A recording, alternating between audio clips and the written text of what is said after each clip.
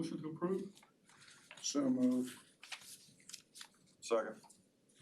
All in favor? Aye. Thank you. I'd like to recognize Kenyatta Uzel and Ken Evans from Paulheim. We are engaging as part of our search for the new CEO. And so wanted to have a meet and greet. I'm Jim Beal, we've met before. Yeah, and I do thank you all for taking some time to get to know who we are. Unfortunately, my other team members, KJ is out in LA, Dr. Kamala's down in Durham, North Carolina, and Deshaun is in Newark, New Jersey. So Ken and I are local. I live in Loudoun County. We operate out of DC. He lives in Prince George's County. So we're very familiar with the region. I've been here now 30 years. Yeah, I've been in the DC area for 30 years, lived in the Commonwealth, Maryland, as well as the district over that time. And again, now reside with my wife and two kids, small kids there in Loudoun County. But thank you for opportunity to, number one, assist you in this very important search to identify the person who's going to pick up the baton, or as Karen passes that baton on, who will pick it up and keep, as Mayor Tony Williams used to say, keep the plane in flight. We're at 35,000 cruising altitude, not a lot of turbulence, but you can always, when the captain leaves the chair, that next person coming in might be able to tinker just a little bit and keep it where it's going, maybe find some, refine a little bit more and make it more efficient and effective based off of what's happened before. And that's what we intend to do in helping you all find that great pool of candidates to select your next CEO, general manager. A little bit about myself. I have been in the business pretty much my entire life, a professional career, undergraduate from University of North Carolina, where I thought I was headed to DC to go to Georgetown Law School and ended up getting an MBA and remained in staffing. So right out of undergraduate, went into staffing. Out of graduate school, went back into staffing, and I've been a leader with 3 Fortune 500 temporary staffing firms, and was recruited by Mayor Tony Williams in his beginning of his second administration, to lead all of his recruitment. So I helped bring on his second administration, his cabinet. He wanted to bring that function in-house and identify myself. At a time, the district was one of my clients, and we were helping him staff a few positions within his executive office, and he invited me to join his team. And that time, 3.5 years with the mayor, when he was lame duck, he said, "What's next?" And I didn't really know. I knew that I didn't like to sit behind a desk. I know that I like to talk a lot, like to meet people, and I love recruiting. How come Ken's laughing? Right when you said, I like to talk a lot. So yeah, he's with me to kick me, to tell me, like, be quiet and let others talk. And recruiting, when you're recruiting, one of the things you want to be able to do is listen. Yeah. That's a very, very important. But I like to also let people know that, I'm very transparent. So what I'm feeling, I say it. Integrity, honesty, I'm wide open. I'm an open book. I have nothing to hide.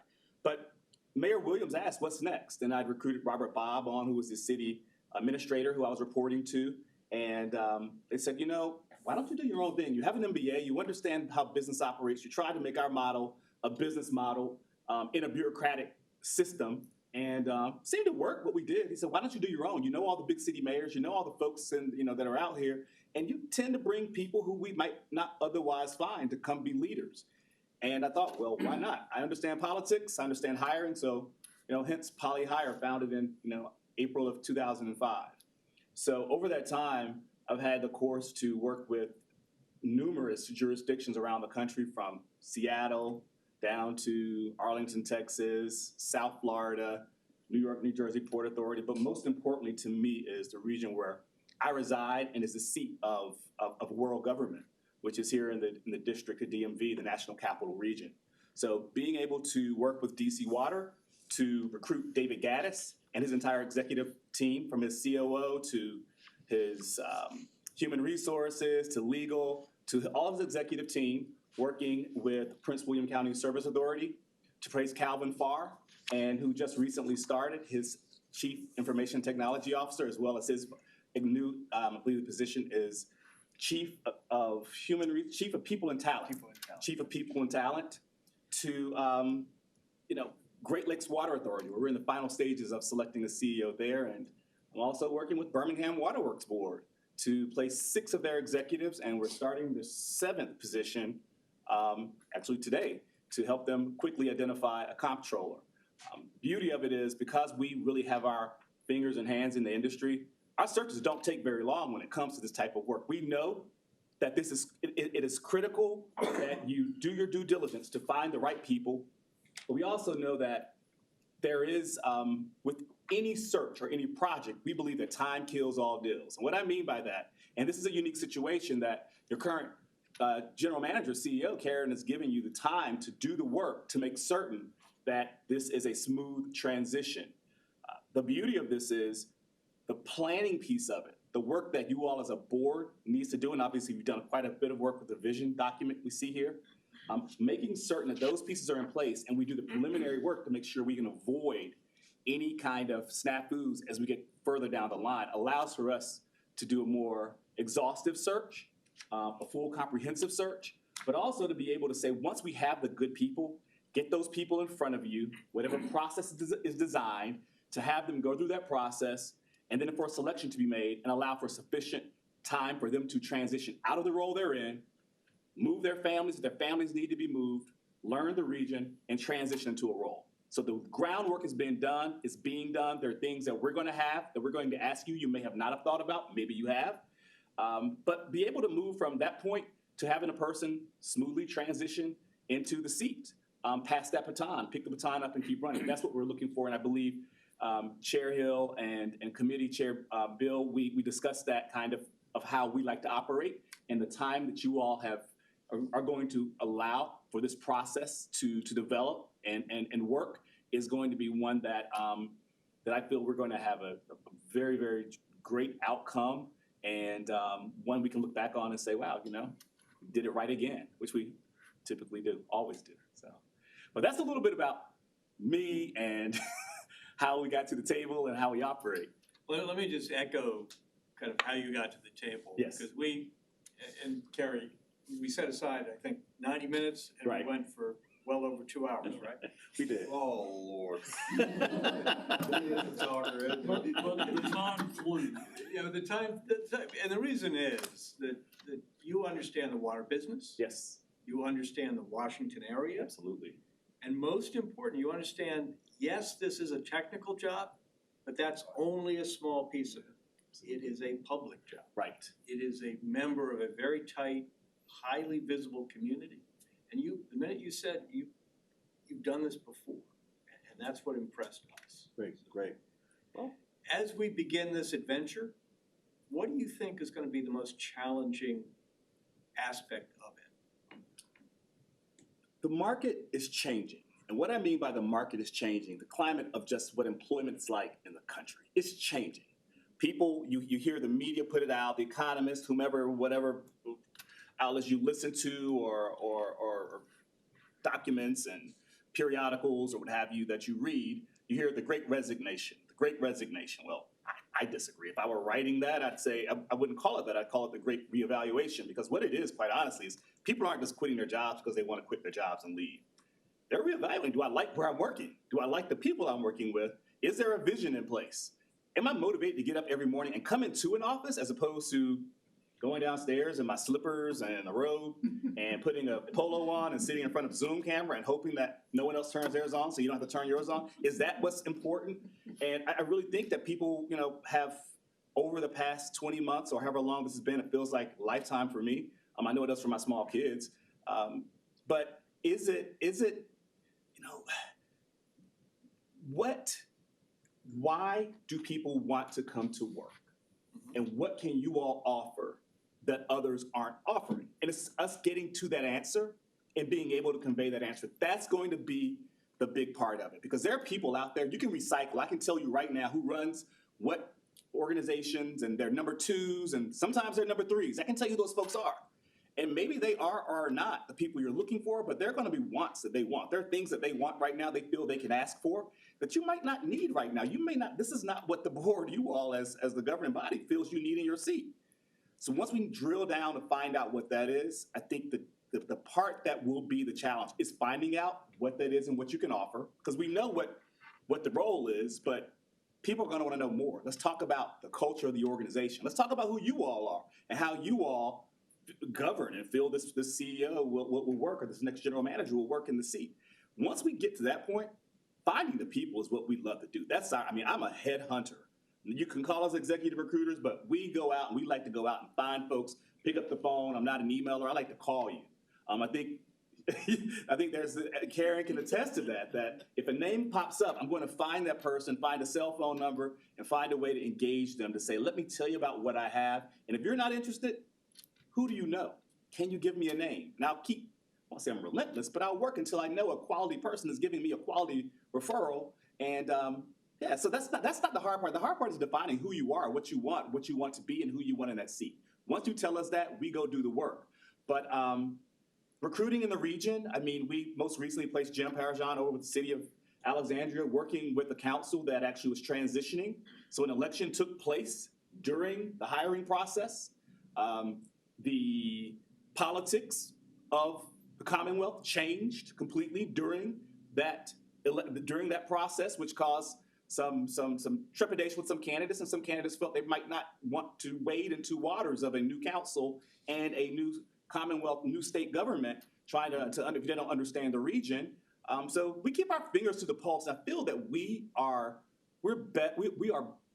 best or better suited to manage through that. So where some folks would think that will be a difficulty attracting someone to the region, understand the dynamics, looking at what's happening right down here. I remember this 10 years ago, 15, 20 years ago, and it's not the same as it was 2 years ago. So knowing that the region continues to grow, the job market is, if you're strong, you have opportunities. I live on the Dulles corridor. There are more opportunities, there are quality people to fill those roles. So you've got to find out what sets you apart. You've got to be able to define when someone asks you, tell me why AlexRenew. You need to be able to articulate why without stuttering, without stammering, but knowing what the organization is. Once we get part of that and become part of you, we can then go out and do what you're paid us to do, which is to find you the very best pool of people for you all to select from. It's not us going out finding your person. We don't hire. We go out and find you a pool of people who you told us what you're looking for. We're going to bring you people that you might not think you're looking for, but we give you something that you can go out and put people in the seat. So that's the very long answer to your direct question, Sherilyn. Well, let's add on to that. How do you see the process unfolding over the next couple of months or? Over the next couple of months, because what we're working on is Karen's kind of departure at the beginning of the year.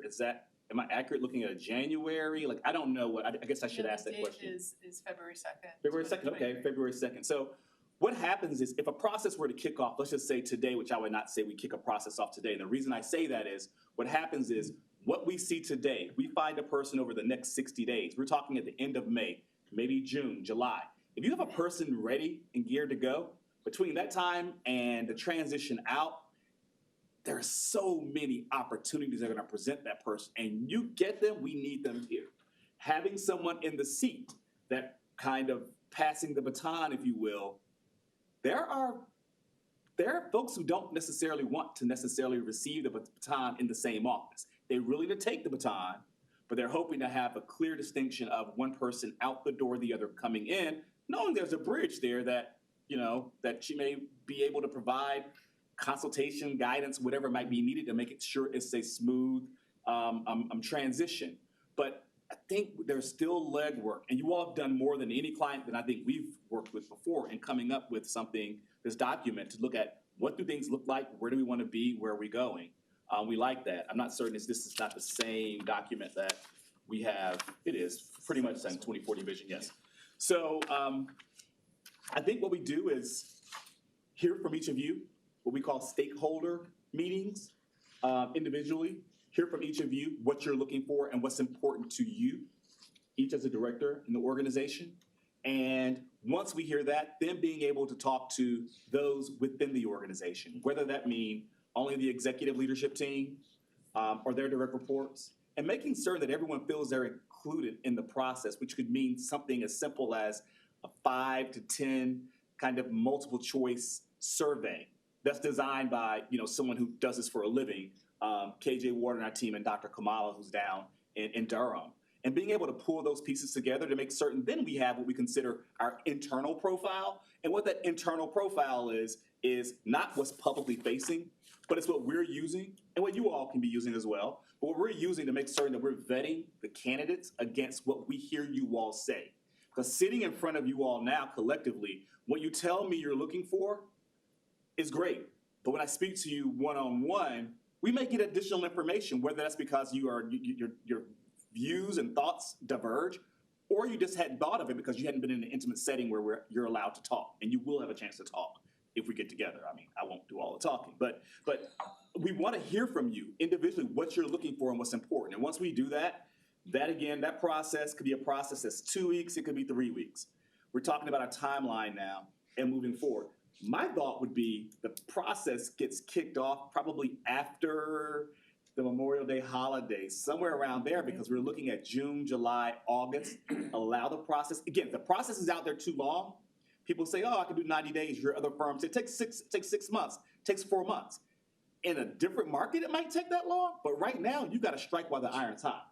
So when you see someone and they're not looking for a job, and I tap that person on the shoulder and say, Mr. or Mrs. potential CEO, potential general manager for AlexRenew, and I tap them on the shoulder and they don't have a resume together because they're not looking, and I tell them why this is great, and I understand what they may value, what you call a career wound, what they currently have, they think they're great, but there's something more they want. If we can offer that, and they put their information together and get it to me, they don't have 90 days. We don't have 90 days to wait for that person. We've got to strike while the iron's hot. Meaning, if it's 60 days, in 60 days, we've got to have a pool of people we can present to you to say, here we are. And they've got to get in that process. Because if they wait, if they put their resume together and their profile together and explore and shop it with us, because now they're going to say, well, look, I've got it together. Let me see what else is out there. And now you've got competition for the role that we generated this candidate for. We don't want that to happen. So keeping that process tight when we put it out to when we present you candidates, and allowing this process to go through whatever that process we need to determine how you all internally, who you feel as stakeholders outside of yourselves, if you so choose, to have those individuals then be part of the process too, whatever it might be. But getting to a point where now a person has a good 30, 60 days to transition, and we're talking about the end of the year, then the holidays come. So I think that's where we are, and that's how I envision it. So how large is the initial pool, as you would see, that you present? We would probably present you no more than, I would say, 10 folks. That's a lot. Quite honestly, when we present candidates, we typically don't present any more than like 7. And that's because we've heard from you what you're looking for. Okay. We're not going to waste your time by sending 12 people in front of you. Now, we find we have 12 bona fide folks that are really good, that are strong. You're going to see those 12. I just want to see if, 10, 12's okay. If you say that, we can do that. But what I won't do is give you people to look at, because for the sake of saying, I got that 12 that the director wants to have in there. Because I'm not sending you anyone that I can't put my reputation to stand behind. I in good faith and conscience cannot do that. What I can do, you can say, tell me who's your top 7 or 8, which you plan to present. And then just kind of give me a few others that, maybe we can do something like that. But I can't say, here's my pool, and stand behind that pool if I don't believe that they can do this job. Wouldn't do that to you. Well, but you're going to do some initial qualifications. Oh, absolutely. To call out in terms of, after you view the job descriptions and you do your recruiting, you talk to us, you do the internal questionnaires, Yes. of the senior team here. You're then going to use that as a filter to hopefully bring us a manageable number that are going to be good, and then it's up to us working with you to arrive at a decision. It is. We have clients that have asked for the entire candidate list. Hold your recommendations to the side, give me the candidate list. They sit me outside the room, and they go through, and they say, here are the 8 people that we want to talk to. Now, how does this line up with yours? I said, well, half of them, I've got 4 on this list, and the other 4 are because a mayor or another stakeholder says, this person must be interviewed. That's not my job. My job is to bring you the very best people and allow you to do whatever else you need to do to make certain that you all in your roles are able to make certain you get the best person for this role. Well, and quite frankly, I mean, in my experience, that's the better process than, presenting the entire pool and say, here, go through them all, and before Right. you know it, you're wasting a whole lot of time Right. interviewing some folks that have no business Right. at that level. Right. How much due diligence do you do on the candidate beyond their qualifications and their resume before, some people can write a great resume, make a great presentation, but in their past, oh my God. So that's a very good question. Very, very good question. Which I means would- you're not qualified. I will tell you, I'll give you a couple of things here. So we pride ourselves in knowing the most about a candidate, more about a candidate than we should know. We've been in this business. We know a lot of where things are hidden, and it's not a lot you can pull over my eyes and some of the folks on my team because of who we work for and how we do our outreach. My job was created with Mayor Williams because after 9/11, the Washington Post did an investigation of missing equipment from the White House from one fire department to another. DC at the time it was called DC Fire Department, now it's Fire and EMS, and Fairfax County Fire. Some equipment was taken by DC Fire, and Fairfax County kind of reported it, became a big story. An investigation took place to find out that the person at the head of the fire department did not have the credentials, all of the credentials that the firm that placed them with the mayor said they had. One was Fire Chief of the Year. Sometimes hard to figure out, is there such thing as a Fire Chief of the Year? All those pieces. But it caused a major embarrassment during a re-election time where the mayor was already having issues because he wasn't on the ballot. So he had to get on the ballot, write-in campaign, and you have folks who are in the executive office who aren't who they say they are.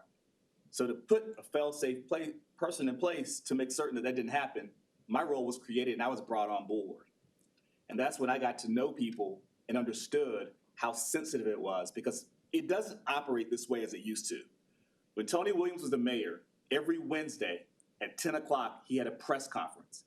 You go downstairs on the ground floor of the Wilson building, and you'd have Tom Sherwood, Mark Plockton, Dorothy Brazil, Janetta Rose Bears, and you name them.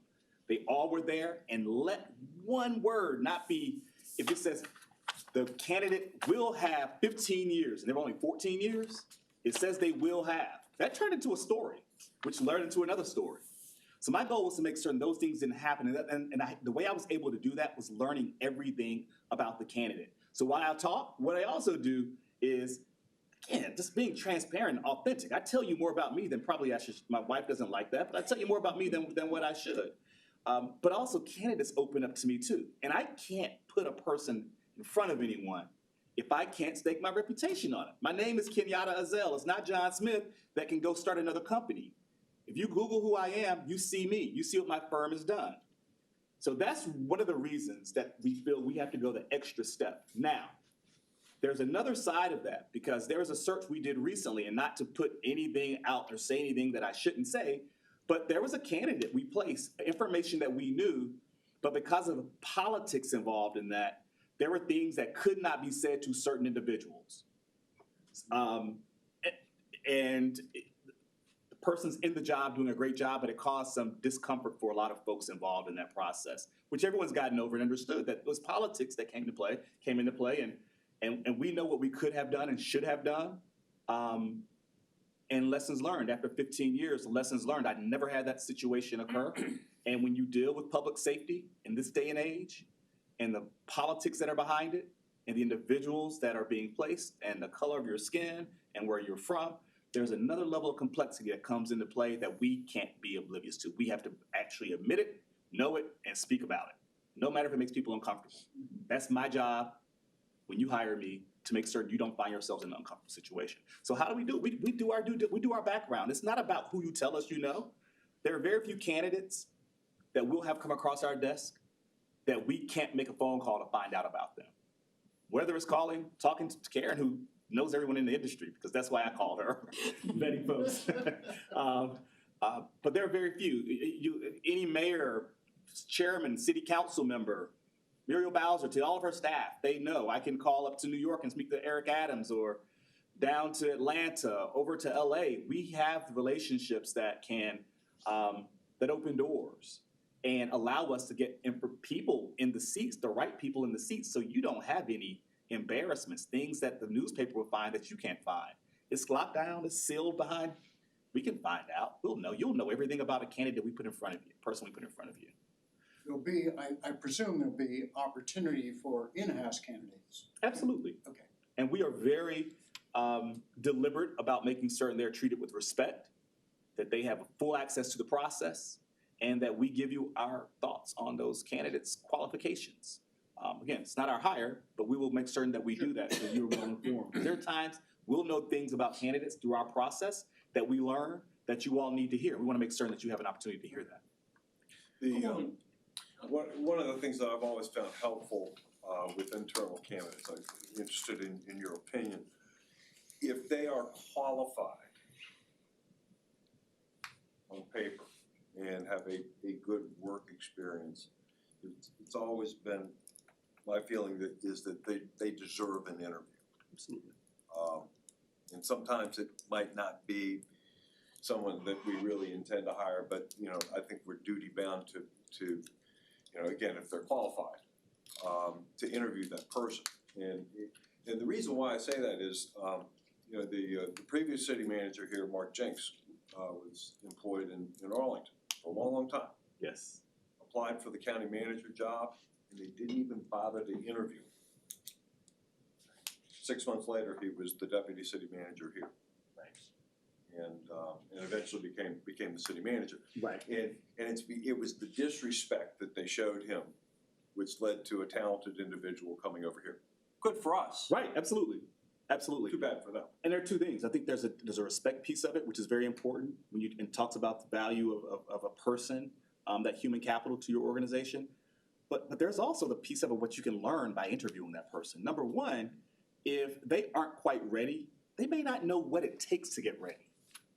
And until they sit in that interview process, they're not learning. They don't know that they need to know what these questions are going to be asked. Exactly the point I was just going to make is that it's a good experience for that person. Right. To go through the process, because that helps them either hone their skills, get the training, get added experience, so that they're a better candidate for the next job coming along. And if they stay with us, we profit from their investment in themselves. Absolutely.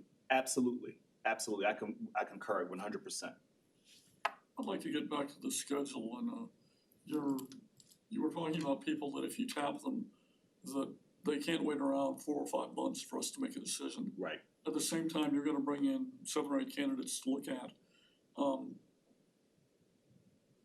Karen's here until February. What are we really looking at in terms of, I'm worried about the fact that you get someone early, we go through the process, and they found something else before we make a decision. It's the reality of, that you've been fortunate to have an executive who gives you notice, because many times you don't have that. You get 30 days notice and I'm leaving, and you find yourselves behind an 8 ball. You have an interim in the seat, and now you've got complex issues that are something you don't want to manage, because you've got an interim in the seat who feels they're possibly heir apparent. You've got to do a search, but you want an abbreviated search process because you don't want that person to get too comfortable in the seat, and you find yourselves possibly in a situation where everyone's being rushed and you don't get the best person. You get a person. That typically is when recruiting firms are called, is when people find they're in an urgent, dire need. Here, I believe, again, we can be deliberate. I don't think we have to run as fast as you typically would at this stage in the game. It's getting our sea legs. It's letting us really understand who you all are, so it benefits us. But it benefits you too, because there's work. Again, I can guarantee you, after we've had our conversations, these individual conversations, there are going to be questions you're going to think about, like, wow, we might not have thought about that. And instead of that having you all to have to do that board work at the same time that we're doing the recruitment, you can do that board work, come back to us with marching orders, and here's what we're thinking. We tell you this is what we also feel will help us get the very best people, and then we start the process. But typically, people don't have that time. They think they do the board work, they put the information together, they find out that what they put together and what we've heard from staff, what we've heard from stakeholders, isn't what everyone thinks it is. Now, how do you make that adjustment? How do you flex when that process is ongoing and what we said we wanted from the beginning, now we're 2 months in and we find out we need something different? That's where the problem comes in. And now you have people who are not on the same page when we get to the point of making a decision. You've got ample time. You've got a long runway here to get the plane off and make certain that there are no issues when we take off. We take off, we're straight up. And I think we're prepared to do that. And you give yourself time. So, I would agree. I think I think it's a good problem to have. Right. Time, because, when you have a short period of time, the deadline drives the decision. Right. And that's when you make the bad decisions. Right. When you have time, you can slow down the process if you need to. If you're finding out something new, or, let's say the first round doesn't give you the kind of applicants that you want, you can go back out for a second round. In a situation where you've got, an interim and you've got a deadline that you have to meet, you're oftentimes gonna be making a decision potentially with an inferior pool. Right. Agreed. so given that schedule, Kenyatta, when do you see us doing the intense interviews with the board? Thinking the last quarter of the year, why this is good timing. I'm kind of working back from that now, so I'm where we are. So we're for all intents and purposes, we're in May. September, October. The thought would be that by early November, you've extended an offer, and a person is getting great time to get through the holidays, give notice, being able to take the time off that any executive that would want to have 30 days. You get the holidays, you get all of that. So I would think that by early November, you've got a decision made. That means interviews could take place in October. We're really talking about getting things kicked off either right before, we can give ourselves time, right before the July 4th, which gives you all of July, August, and September, which is good timing. Because November and December are tough months anyway because of the number of holidays that take place. But again, it's a good wind down time and a person to get their family located, kids in school if that needs to happen, all those good things. So I'm thinking that, we've got another full month or two to really do the work that we need to do to give us that runway to do what I said that, what I advise we do is take that time to do the board work and for us to do stakeholder engagement. So the interviews would be in the fall time? October-ish, yes. Okay. So we could get an offer out early to mid-November. Okay. And would you see our 5-member board part of all the interviews? This is part of the work. This is part of the work, board work, because it's a 5-member board in the interview process, but according to, your bylaws, how does that work? Do you want to have external stakeholders? Are there going to be any employee panels? Will any members of the do you want others? Yeah, the public engagement piece of it. Those are things that have to be thought about because that's going to come into play. That's going to be something that's significant that I think that needs to be determined how you want to proceed because that factors into the timing, getting all folks coordinated. People more than likely still. I don't know the hybrid's ever going away, but there's going to be a portion of it, could be community engagement if that part is necessary, maybe not, probably not. But there are things you want to think about to make sure it's a transparent process because you really have a highly educated, in tune community. I had no idea. I've done a lot of searches in over probably 600-700 searches. The search that we led with the mayor in the city of Alexandria and those community panels, I believe 57 individuals over the course of 3 panels. Going through that intense process with final candidates was something that I told him. I said, we're pushing this. He says, we can do it. And we did it. But to see the engagement, the level of engagement, and how many people wanted to engage in that was quite surprising to me. Even the number of respondents to the community survey, it shows you all have a very, very informed, tuned in constituency. I guess they're ratepayers, but yeah.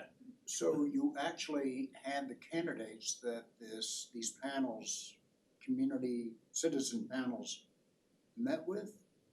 They did. This is not for water, but again, because of so much happening here, I do believe. No, but for the city manager. Yes, there were community panels. There were community panels. How do you keep confidentiality there? So that's a good question because we saw just recently the jurisdiction that just announced their school superintendent this last week. Confidentiality was broken, even though it was admitted. There was an NDA in place, but we feel that there is no way to there's no way to guarantee that. What you have to do, and I was so just pleased with the way the process with the city of Alexandria and the mayor, Justin Wilson, the way he was able to get those folks together and basically say, look, we all have a vested interest in making sure we get the best person for this role. And people, 57, no one said anything. There was no stories in the paper. I have never, in my 30 years of recruiting, I've never seen that. 57? 57. And actually, if you go to the local Alexandria, one of the neighborhood papers, it lists every single person. So people knew before who was going to be on the panel. So you knew that which representatives from which organizations, which neighborhood associations, all were going to be there. So those names were out there before the interviews took place. So they were able to manage that. I'm not saying that will be the case here, but we do everything we can to manage confidentiality. We know that's important. We know that if people are in roles that they're, particularly at the time we're thinking, because that will be around some election cycle. It is. For some jurisdictions, we'll be having elections. I know that there's district. Election in Virginia all the time. So, Every time you turn around, there's a damn election. yeah. So that's something to factor in, that we want to make certain we provide the highest level of confidentiality to our clients. And I think we've been really good about doing that and letting them know when there's an opportunity that their name could possibly become public. And then they make the executive decision. I think confidentiality is very important.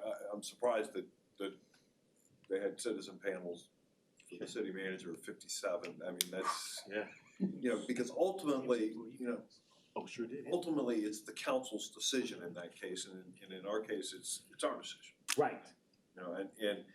And the more people you engage in that decision, oftentimes there's a dilution that occurs, and sometimes you're not getting, again, the best applicant. Right.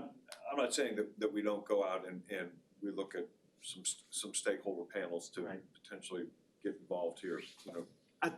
I think with the timing of this, as much reasonable, intelligent transparency as we can have is going to be important. And again, with your engaged community, knowing how, so one of the biggest concerns or biggest things that came up during the city manager search was, water, flood mitigation, wastewater. I mean, right down here in Old Town, like that's something that was, environmental impact. How well will the next city manager be able to manage those things? So you've got an engaged community that I don't think that, that in some way they will, whether it be, a meeting that they get to talk or something, meeting your ratepayers, but in some way there does possibly with this particular search need to be a little bit more on that side. Again, I could be off base. I think Karen and you all as members would know better than I, but I'm just looking at from what I see this customer base to look like. Interesting option. The good news is we have time to design that. That time, absolutely. Absolutely. Questions? Got a question for the board with Kenyatta and Ken's input. We don't have currently a structure for delegation of any of this process, mainly because we haven't done it for a couple of decades. Is that something that you would recommend? I mean, it's the good news is it's only a 5-member board. Right. It's great. We have some others that are 9 and more, so that makes it easier. But what is your thought? Just to have an open discussion with both the board and you all about. What do you mean by delegation? Well, do you want to delegate to a committee of the board, like the governance committee, to go do the interviews and come back with a selected candidate? That's one aspect. Or do all 5 members want to be basically a committee of the whole working together? Sort of the two ends. Thoughts from your perspective? So I'll jump right in. I'll answer this one for you. Please do. There's only 5 of them. And you have 4 of them right there. Jared, I did that advanced math. Yeah, and, you know, we can do it. You know, I've been, you know, when we did the carpenter search, you know, we had a 16-member board. It was delegated down to 7 members. We met, we did the initial interviews, and then brought the 2 finalists to the entire board. They did an interview and made a decision. Yeah. 15 Why don't you tell is, them a little bit about can be. Prince a little William bit search, because it would be a little bit 5 members, related. we should be able Like to. how many total, you know, you We should be able to do panel. that. I think the real question is what kind of stakeholder involvement do we want? Do we, you know, do you reach out to the Environmental Policy Commission and maybe, you know, those? I think we've gotta talk through that. I agree. Very You careful, know, but I'm a little concerned. I agree with Carrie that this board is always operated in a very tight manner. Right. And I think it would be impossible to create a subset. Yeah, And the good news is we're all of such a young age that Oh, yeah. Somebody else show up? well, that we have a lot of available Adriana time. is on the phone, and Jeff. we've also, we got it. Thank you, Adriana. Way to go. You're our young person. And what we're able to do as well, and thanks Wendy for reminding me, that we can also just share with you, you know, from Prince William County Service Authority to DC Water to Great Lakes to Berlin, we can share it with you what we found to be beneficial and those things those lessons learned on our part, which might be, you know, helpful for you all as we kind of go through it. I think that's that board work I'm talking about, where we have more conversations. So the beauty of this is we have opportunity and time to have additional conversations. This is a meeting and go to work. We've got time, and that's, I think, on our side at this point. Now, again, I use the phrase time kills all deals. Once you hit the start button, that's when you gotta work to get to the finish line. At this point, we're building the runway. We've got a long process ahead of us that we need to design to make certain that, quite honestly, it goes the way we all envision it going right now. And I do feel that we're all on the same page here, so. And that start button, you think Memorial Day, right? I do. I think that start button shortly thereafter, sometime maybe in June, because it gives us the full month of July, August, and September. So you're gonna run into a holiday because you got August, but that still gives you that time. Because people are not necessarily in the office. They've got time to think, and you can connect with them on cell phones where they feel they can talk. Because quite honestly, the people we're looking for, when they are here working, they don't have time. There's no time. It's after hours, and their board meetings, their community meetings, all those things. So no, we feel that gives us that good time, kind of starting at the early part of summer and going through summer and being able to start. You know, and I think it's important to sort of layer what we're doing right now. And is, you know, if we're going out looking for candidates, they're putting together budgets, they're managing their budget process. Let's get them after they're done. Yeah. You know, and then that way you've got folks who can really sort of put their attention, do I want to apply for this job? Yeah. As opposed to, you know, I've got public hearings, I've got to get a budget passed, I got to work with my council to get them to approve the budget, whatever the process is in whatever jurisdiction. I think it makes sense to start after Memorial Day. I have a question, and I don't want to put you on the spot, but how wide is the knowledge that Karen is leaving among the community, among the wastewater community? Are there people out there that have their eye on this now? Oh, I don't know. I mean, I know people know, but I don't know that I haven't made a formal announcement, so I was going to wait until the process starts. Right. It will be a coveted position, I will tell you. Well-run organizations, you get 2 types: folks that want to come in and fix something that's broken, but they're taskmasters. They're going to be there 2-3 years, fix it, turn around and leave. And you have those that want to pick it up and say, look, I want to continue the great things that are being done. And I think that's in the position that you all find yourselves, that you're going to have quality people. Well, I think, you know, that you're also going to have a tremendous interest in this position because of the AlexRenew project. Absolutely. I mean, you know, people want, I mean, I'm not saying that there still aren't major hurdles, but the tough work has been done. I mean, you're in the process of that. You want to manage it. You want to bring it home, and people are gonna want to be part of that. I mean, it's a big project. It's innovative. It's got a space capsule that that does the river boring, I mean, you know, come on. It goes sideways though. I know it goes sideways, but it's got its own decompression chamber, that's right.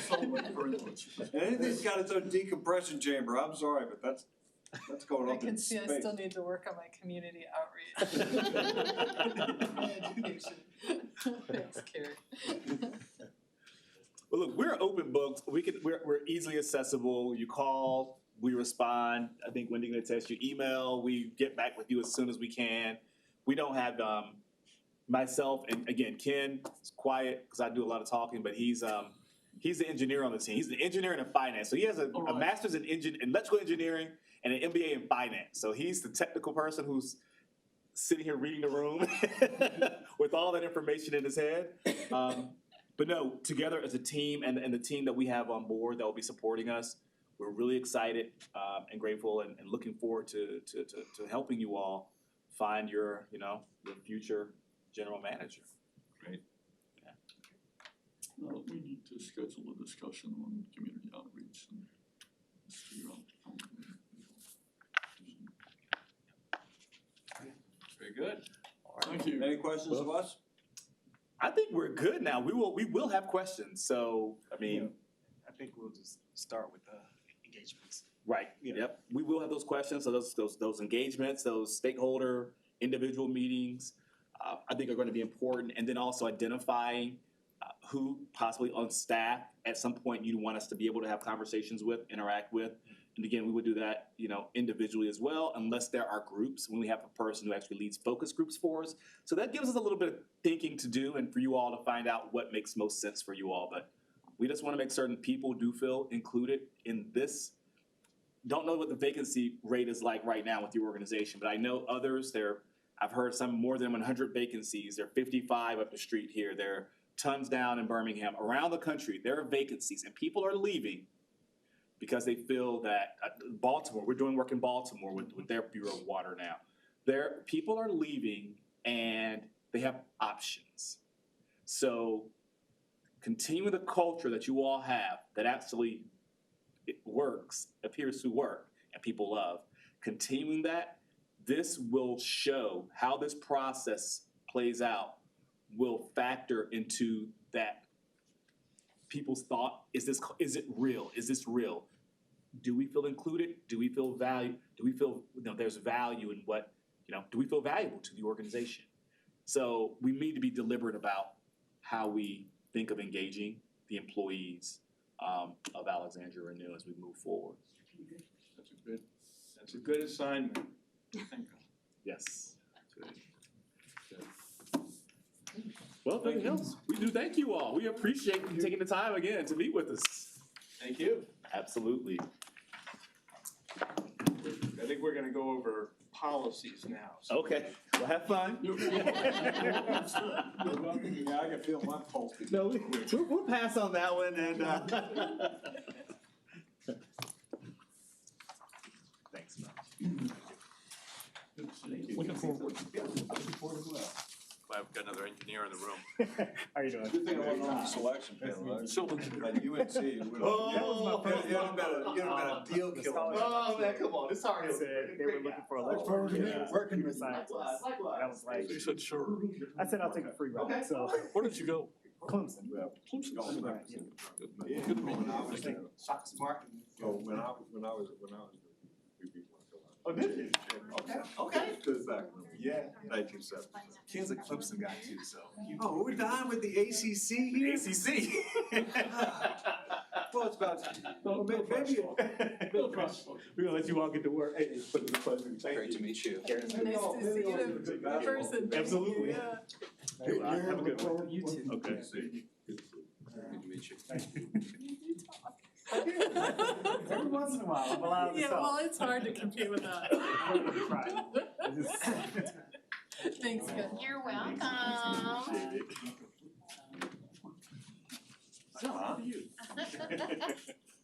Jonathan is up next with policy review. After Carrie's introduction of how exciting policies are, got a real high bar. A tough time. yeah, but it's secure from some. Yeah, so let's see if we can do this very efficiently. At the last governance committee meeting, there were a number of policies that you wanted us to review. And we provided a chart at that time, which Karen and I updated. It's in your board package. It's the blue, landscape page or pages. And that kind of gives you a summary of what we've done. So the first three policies on the chart, you had no comments on, so we're leaving alone. The board roles and responsibilities, you had some comments on. Jim in particular and Adriana, I think, wanted to tinker with some language about sort of the board role. And when I went back to try to draft something for you, I realized I really need your input. With, I think, and if you wanted to volunteer even to take pen to paper or just. Mr. Hill volunteered already. I volunteer. I forgot to tell you that. Okay, great. Excellent. So But I that want one- to engage the other board members too, because I think as we go through this executive search, we should be very comfortable in the role of the board. Good time to revisit the roles and responsibilities. All right, so that one in process. The board committee guidelines, primarily there were typos that you wanted us to fix. You wanted to revise that draft in January, and that's included in your package. PPEA, public-private partnership guidelines, which are required by state law. I did an update. The only sort of discretionary change, the rest of them were just to comply with the amendments that the General Assembly made. The only discretionary change was to increase the review fee to $10,000. I think we talked about $5,000. In talking to my colleagues that have done a lot of these, they felt like you needed to have a higher review fee if someone wanted to make a unsolicited proposal. Now, So- we're required to have such policies, are we not? if you want to have the possibility of ever doing Yeah, it. we've never had one, have we? We haven't used it yet, Okay. but it's a useful tool. Hard to envision what it might be, but you never know. You never know, you never know. Okay. So that one, pretty perfunctory, the revised draft is in your package.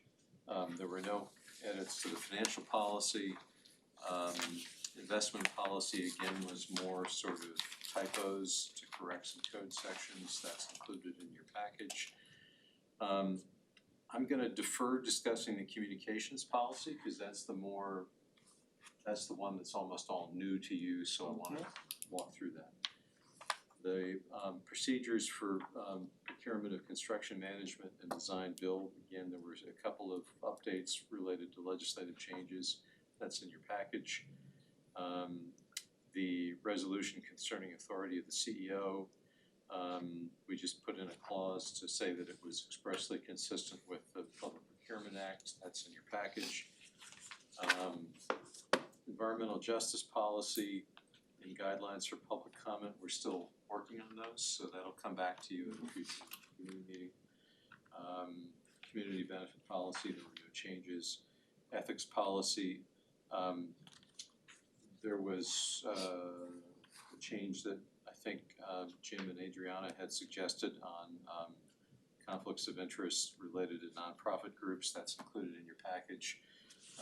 So the only one that I wanted to really walk through with you, if you want to pull it out, is the draft communications policy. And this will replace in its entirety prior policy that we had. It wasn't called a communications policy, it was more of a media relations policy. And I wanted to walk through it, give you all an opportunity to look at this recommendation that Karen and I have come up with. It does try to make sure that the communications of individual board members are coordinated. As you know, each of you individually on the board don't really speak for the organization. It's only when you meet collectively and make decisions, that's really what is the statement of the board and of the organization. So we got some discussion on coordination of media and press communications. We have recommendations for social media, and I wanted to make a comment on this one. We really are discouraging board members from using their personal social media platforms to do much of anything other than, click on, hey, interesting new development at AlexRenew, share the post that comes from the CEO. Like the page that says that the tunnel boring machine just got shipped or something like that. And the reason why I'm recommending that is that there's some emerging areas of law, actually came out of Loudoun County, a recent court decision that said that, in that case, the chairman of the board was using her social media page to sort of both solicit input, but to advocate for different policies and so forth. And in a decision in that case, she had a resident, a voter in the county who was posting very derogatory and inflammatory things on her page, and she said, I'm just gonna block that because it's not consistent with sort of our civility. And the court came back and said, this is a public forum. You've set this up as a public forum and you cannot control who comments on your page. You can't take down their comments. And so best practice recommendation is to just don't. And then you don't have to worry about it. Right. So that's right, get off Facebook, get off Instagram, get off Twitter, and life is easy. Yeah, or be a lurker, right? Don't even do that. Yeah. So that's kind of the approach. Now, if you run across something that you think might be of interest to the CEO from an outside source they may not have seen, it's okay to send them over. Sure. A heads up. Yeah, absolutely. Okay. That's a good idea. Stakeholder interactions, sort of consistent with the media relations of trying to making sure that there's a consistent message that, the board comes up with communication with the CEO, and then that gets, standardized, I guess is the way to describe it. The next one is one that is probably new to you all, and frankly came out of some of the review and research that I did for this communications policy. So we had some language in there in the initial draft about discouraging kind of too much political campaign involvement. And what I found in doing the legal research is that because of the significant federal funding that is coming through AlexRenew, particularly for the River Renew program, the Hatch Act, which some of you are very familiar with, applies to you. You are employees of the organization. In fact, you are the decision makers of the organization. And therefore, the standard restrictions that some of you may be familiar with from your federal government work, for better or worse, does restrict your political activities. So we've put that into the policy really to just kind of make sure that everybody's aware of it. Because ultimately the risk of not being consistent with the Hatch Act falls on the individual. It's not really on the organization. Obviously there can be sort of collateral damage, so to speak, but we put it in there just to make sure that all the board members are aware of those restrictions. Counselor, let's spend some time on that. Okay. That's an important one. Certain political activities. Right. Okay. Under the Hatch Act, that was always fundraising type activity. Right. But canvassing, we're doing canvassing. Can we do it? So I have taken the legalistic approach of quoting the language from the Hatch Act in this policy in terms of really knowing the nuances of how that, I would be stretching my knowledge at the moment to tell you whether that's allowed or not. I can check into those sorts of things, but I don't know off the top of my head. No, I'd prefer you take a very it careful. certainly does not restrict your ability to make a donation to a political candidate or be a active member of a political party. I believe that's correct. I just can't shake people down from. You know, well, you can't shake people down here. Right, right. Or the board or employees for money. You can't Right, shake them I down for understand. votes either. Right. Yeah, I mean, you know, so, but, you know, would you do in terms of, can I contribute to a political campaign? Yes, you can. I mean, that's covered under your rights, your Yeah. freedom of speech. You know, can you volunteer for an activity under the revised statute? It used to be you couldn't at all. There was no Yeah, political that's right, involvement.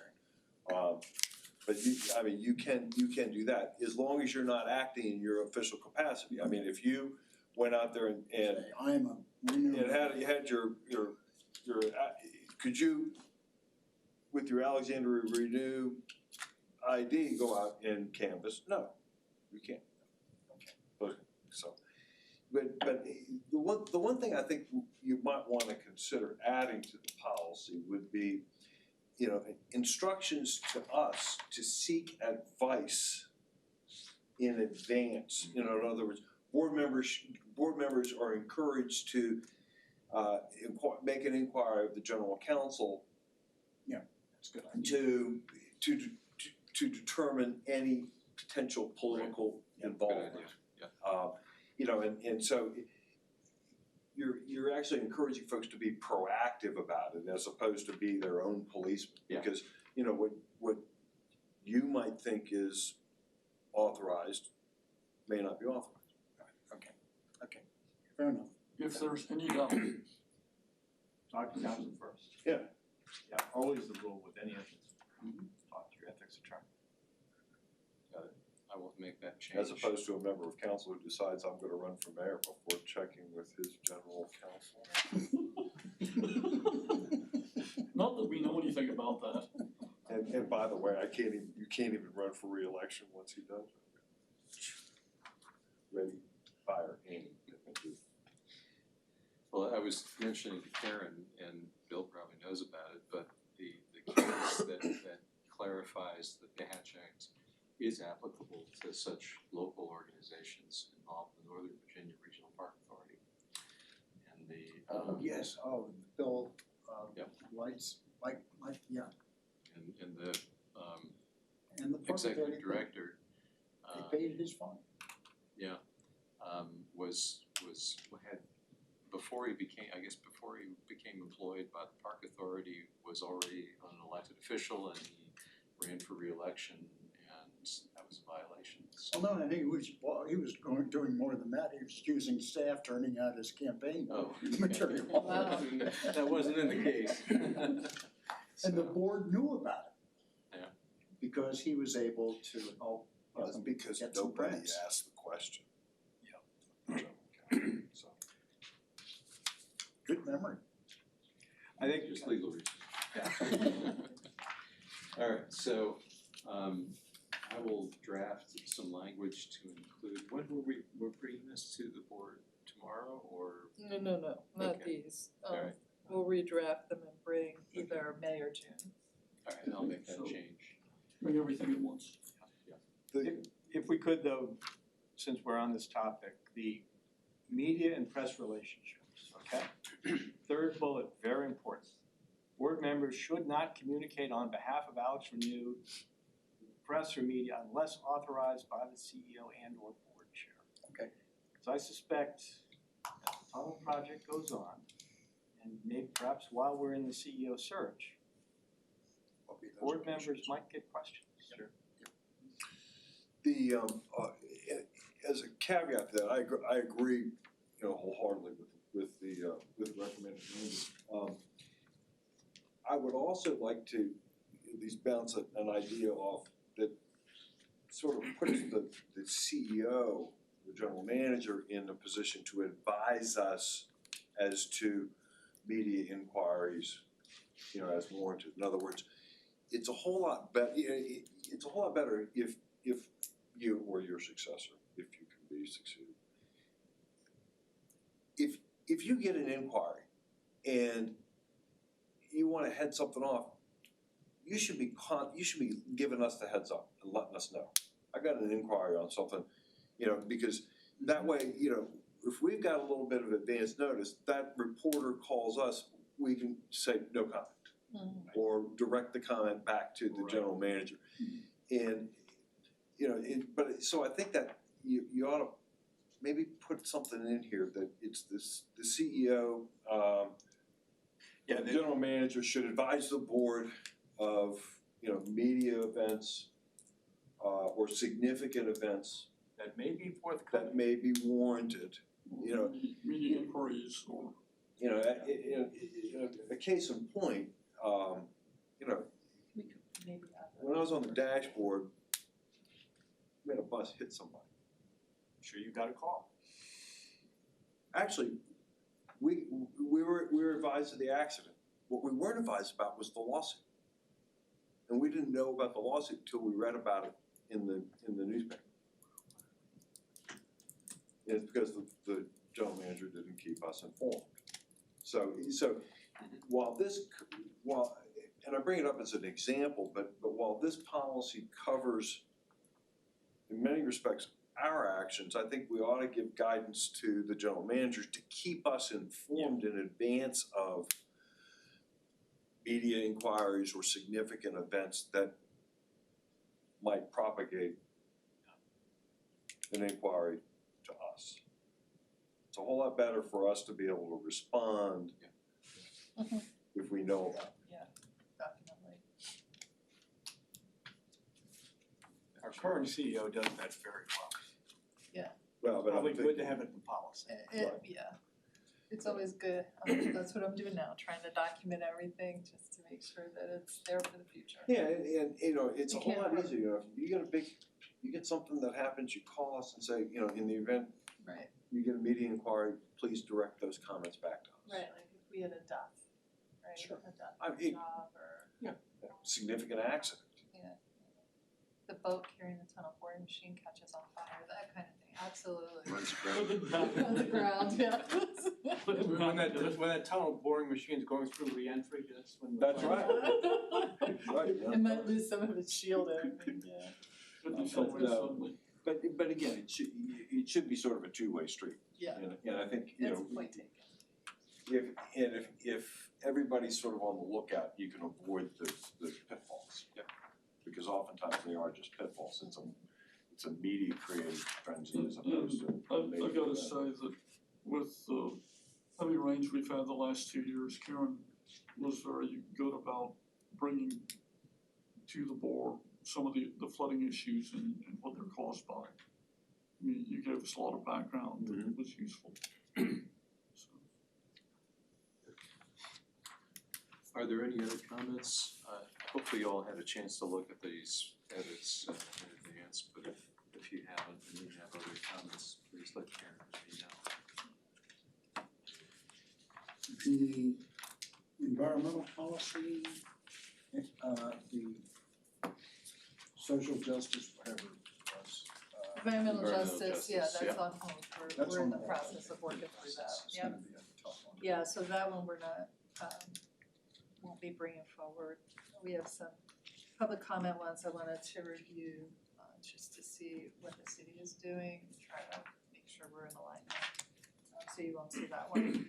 All the rest you've gotten, the ones that were minor edits, they're in the package for tomorrow. These are not in the package, they'll come forward later on. So, like I said, either May or June, it really just depends on what's on the agenda.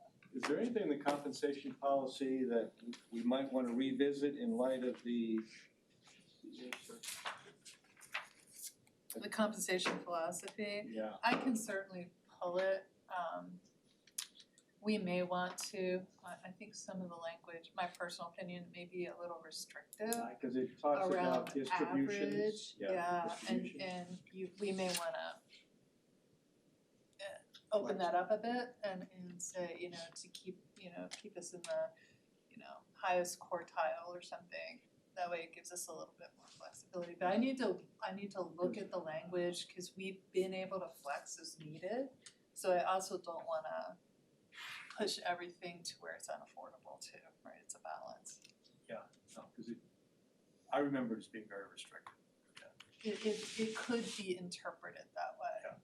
I choose to No, interpret I for actually, I like opportunity. it being restrictive, I just wanna make sure that It's it not doesn't too completely tie our hands. No, it doesn't, and overall, because it's compensation and not just salary, it does allow for us to do different things that are needed for the wide-ranging employee base that we have. We have everything from a GED to a PhD. And so, especially under COVID, we were able to listen to some of the concerns of the staff, and we brought in like care.com, which has been super useful for people who had kids and they needed somebody to watch their kids, so they could be on a Zoom call, or elder care is a huge issue. And allowed some folks that flexibility, so I think overall the policy is broad enough to allow us a true compensation package, not just how much do I make. No, I mean, it's a very good policy, cause it sort of gives us defense when we set a salary. Yeah. We say, this is our policy, we're not making a special case here. And the more important piece of the policy that's we do that most places don't is you force staff to go out and hire a firm to do a comprehensive salary survey of the Washington Metro region for every class of employment that we have. And we do that every other year, religiously, and that's where you stay current and you're not far behind like some of the other jurisdictions around. And then it's so costly to try to catch up, right? This keeps us at or better than where everybody is. So we're always kind of leading the pack. As a matter of fact, people will call us for our salary survey, which we have to give them because it's public information. But at the end of the day, it just means they're behind us, and we know that 2 years hence we'll be out there. Makes the board's job a lot easier.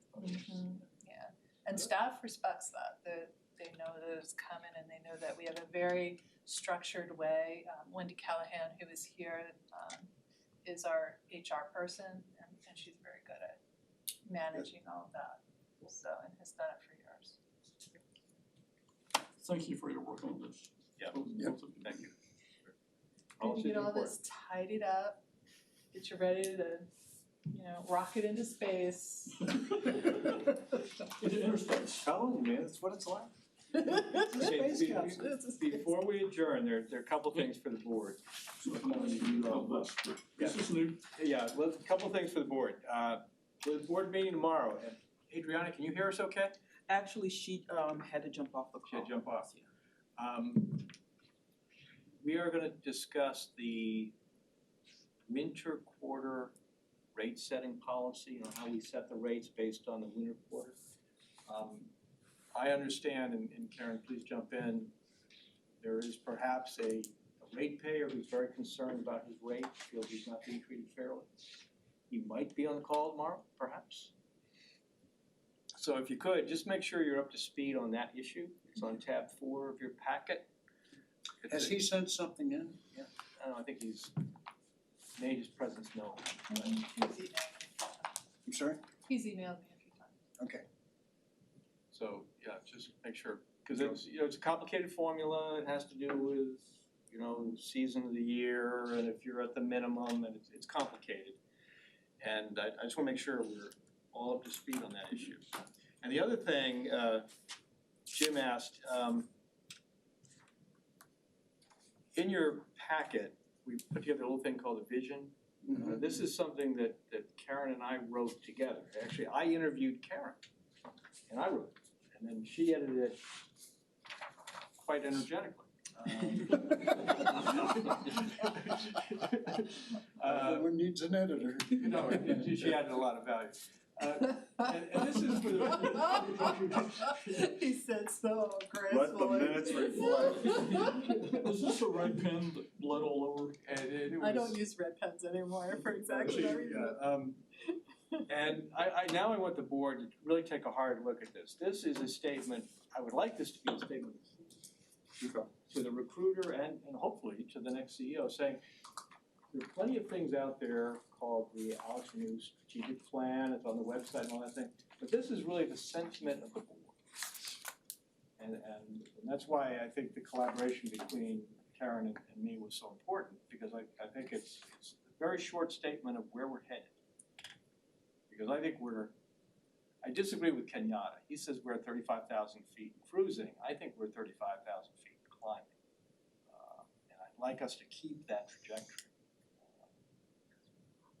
Because we're in a rocket ship. Gary, These analogies. they're never gonna forget that. Hey, I'm listen, sorry, man, it's it's just like a space capsule, I'm telling you, man, it's impressive. I was amazed. It is really. It is, I'm not even a Star Wars fan. And just a reminder as well, it's not listed on here, but the council board work group meeting is Wednesday the 27th. From 5 to 7:30 as well, so if you've not been to one and you wanna attend, I believe it's here. Oh, it's here. Oh, it's here? Oh, it is, okay. Oh, that's good. Yeah, cause the city didn't give me an answer, so I said, fine, we're having it here. They like our space. Is that a required one? I've got a. No, you're not required, I've it's got just, a conflict. No, it's very it's just interesting. more for interest. Yeah, What I will definitely. do is, once we have the meeting, I'll send a slide deck to you. What time is it? It's at 5. Oh, I think I can hear you. My other one's at 6:30. Oh, yeah, Okay. yeah. Okay. They're not very chatty. And 5 in this room. and then we have the audit committee that's on, Audit committee is next Monday, It's Monday. the 25th, finance I and will not audit, be there. yeah, and that's here. I need to send my regrets for that also, I will not be here for that. We'll walk through most Who's of on the, I'm sorry, who's on the audit committee? So, I'm on it. Mr. Donnelly is the chair and Mr. Dickinson is on the committee. But we do everything in toto. No, I'm just thinking of quorum, that's why I was, Yeah. my ears perked up. So how many committee members will be present? I will not be here. it's a committee of 2, plus the ex officio. Gee, why did we do a committee of 2? I guess Because we they're were good trying size. not to have everybody. Not that big of a board. But everybody shows up. Yeah, it's, and it's only a 5-member board, so otherwise then we would have Yeah. committees of whole. Can he give me a proxy? Can we amend the bylaws? Well, you only have one alternative, and that is reschedule the meeting. We can reschedule till after the public hearing. The public hearing is the 7th of May. What it means is that I will present tomorrow, we'll go into a little bit more detail, Michelle will have to do that homework. Basically, the public hearing it's the same presentation I will give, right, to take comment on the budget. And then we can schedule the meeting after the public hearing. When are you back? But I'll be before back on the 26th. of May? No, of April. Oh, yeah, we can schedule it in May then. Yeah. Let me find some dates. Sure.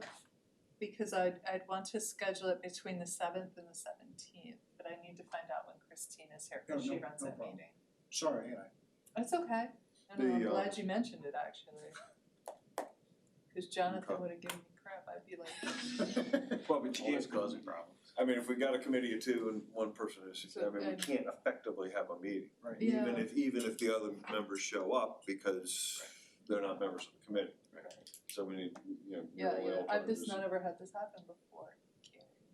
Wait a minute, why is it my fault? He's the one out of town. Well, I'm just saying, I didn't have this problem until you got on the board. Oh, yeah, cause and effect, cause and effect. I joined the board and you go on a trip and it's my fault? You know, why do I feel like I'm at home? I mean, this is what happens, when you live in a house with 6 women, it's always your fault. Excuse me. Is there any other business? That's right. No other business. There is Do no we other have a business. motion to adjourn? So moved. Before I get blamed for something else. All in favor say aye, those opposed no, the ayes have it. Thanks for being a good sport.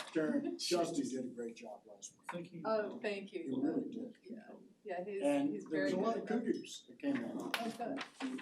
Oh, good. Not just on Justin, but on the whole process. And one remark that was made was You know, you told us the truth up front.